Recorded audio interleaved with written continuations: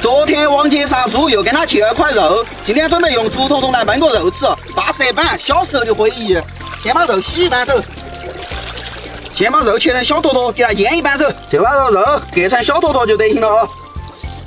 豆油来一半手，十三香来一半手，辣椒面来一半手，用右手拿刀儿把调料给它烤转，腌制个1个小时。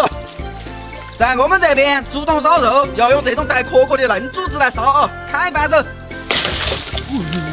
弄来个3个，去引下火，准备点火，把竹子给它锯一半手，等会儿装肉，把肉装到竹筒筒里头，找2个小萝卜，把口肉给它堵到，把刚才烧的灰泡一半手，等下把竹筒筒甩下去，竹子放下去，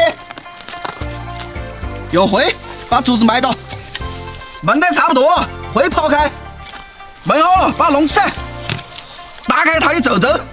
哦，汤给它倒出来，肉已经烤好了，吃一半手。哦，蘸那个姜姜，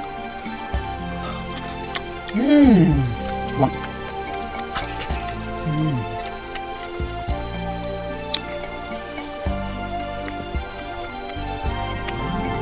味道还是相当巴适的啊！关于这道菜，我做一个技术总结：小伙伴们自想弄的话，最好还是用五花肉来弄，那弄的肥肉吃起没那么柴。哎，蘸的汤汤其实还是巴适。